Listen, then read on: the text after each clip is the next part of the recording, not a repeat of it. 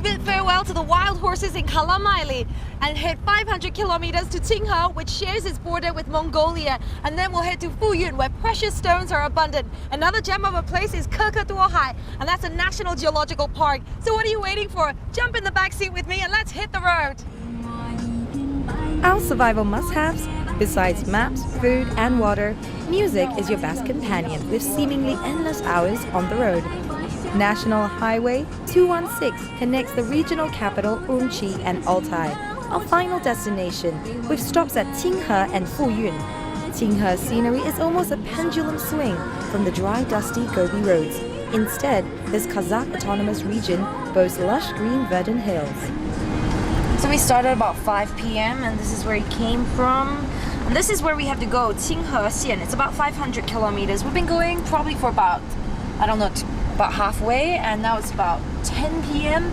So we're getting a bit fatigued because all we see is this all-encompassing scenery, just vast open land. It tells you how huge Xinjiang is. But what's really gorgeous is the sky kind of changed colors. It was like blue in the day, and now you can see it's purplish orange, just gorgeous. But we're aiming to get there before it gets too dark. Voila, Tinghe Xian. That's it, right there. Fill up your gas tanks. Beautiful as it is, you don't want to be left stranded here. We had a close shave and arrived in Tinghe at 2 a.m., just before the fuel gauge hit empty.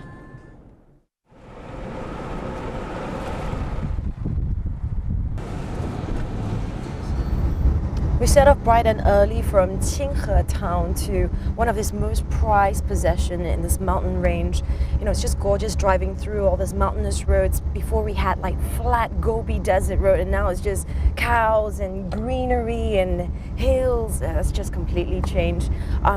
Sandaohai is a mountain range that actually houses a gorgeous grassland, and it's 2,600 meters above sea level. It's going to take us about 2.5 hours to get there, and I'm really looking forward to it because the Altai mountain range are to the north. Driving here requires resilience and experience. Plan ahead and rent a vehicle with a professional driver from Fuyun or Altai, as resources are limited here. But keep an open mind and accept that even then, there's bound to be some sort of a problem that needs solving. More motorbikes there. Looks like we got stuck in a bit of a situation here. It came from the other car. Oh, it's really hot. It's really hot. Oh, getting cold.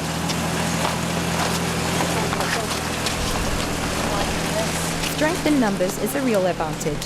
I find it oddly satisfying to push with all my might. Maybe it's because working together really helps to bond the team. 师傅，请麻烦你出示一下你的身份证或者驾照。为什么我们要啊？我们进入我们保护区每个月要统计车辆人口。那我们进去要给钱吗？目前我们没有搞这个收费这一块。现在就是说是提醒咱们保护这个生态吧。OK， 好。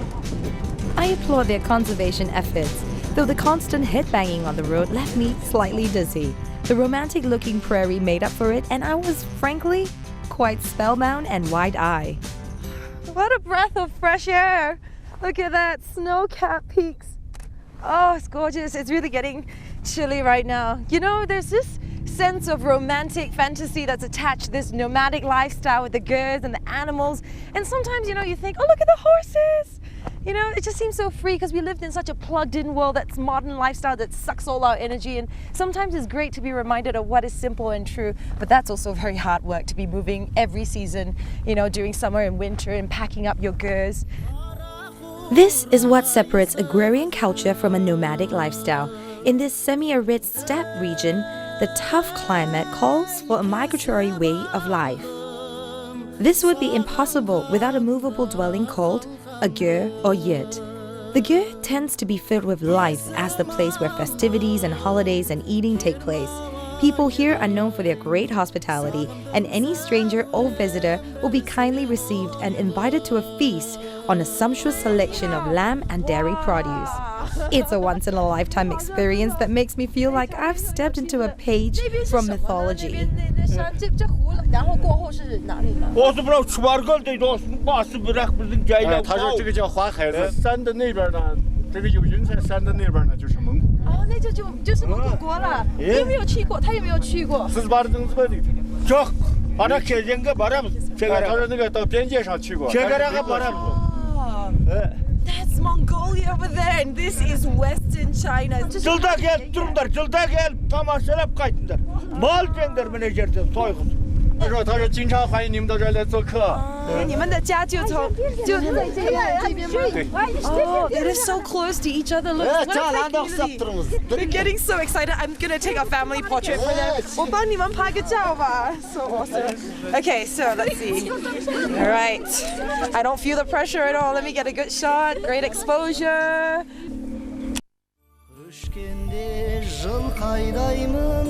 Most people come in summer, when nomads stop their gears here before retreating to lower ground in the winter.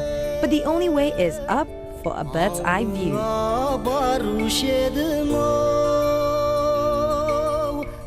We've climbed our way up to the top and it is chilly, but the view is spectacular from here and it's definitely worth it. This whole entire area, this whole plain is called Sandaohaizi, right? So it's comprised of 3 lakes, and this and that over there that you can see, it's called Huahaizi, and over the hill it's called Zhonghaizi and Bianhaizi, which are the 2 other lakes. Just gorgeous.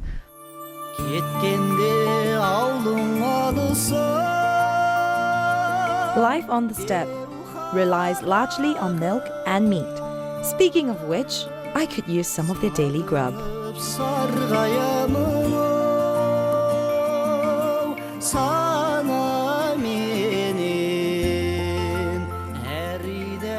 And I'm starving. Crew, we're all gonna grab some lunch. Just have to cross this little stream to get over there to that side. Hello? 在那边吃饭吗？好, you can even stay in the yurt there. Now, in a little while later, we'll explore a tomb that's far off from that side. But right now, everyone's starving. So guys, let's cross the river. Come on. All right. 小心这边滑。Hello. 通常吃的一顿就是要多少钱嘛？游客可以在这边就是200-300块钱，200-300块钱一组人的，对吗？一组人啊，一群人。然后如果一个人自己住，我就是打听了，就是30-40块就可以在这边住了，对吗？可以。It's really good value for money. The tranquil, relaxing temple of Sandaohaizi will charm you, but there's a wealth of history underneath this idyllic scene. We meet a local expert, Mr. Cui, who explains its ancient history. 这个墓呢，距今呢已经有3000年的历史了。3000年的历史。通过这个墓的大小、它的规模来看，这个墓的主人呢，生前一定是一个部落的头人。为什么它比那个高，这个就没有了？ These tombs are witnesses to the rise and fall of empires, yet they remain remarkably untouched. In Kazakhstan, Mongolia, and Russia, exquisite burial treasures were found in similar tombs, but they revealed little about everyday life and political and military alignments. 斜着的平行线呢，它就是这个部落的帝王标记。那么你看我们这个石碑呢，这个为什么把它叫鹿石呢？因为在石碑上刻有鹿的图案的，我们都把它叫鹿石。 I adore the simple nomadic way of life that has endured for centuries. Until AD 1000, information is sketchy about the nomadic culture and events in the eastern and western portions of the steppe. But we know from the tablets that shamanism was very much alive and kicking. I would love to spend a few days here for what I'm sure would be a truly unforgettable experience against the backdrop of a living museum. But we have a schedule to 你 keep. 比如说在我们三岛海子，你可以看到大的石堆墓，还有鹿石，这个岩画、草原石人，像这些草原文化呢，这个3000年来的草原文化，在我们三岛海子都同时可以反映出来。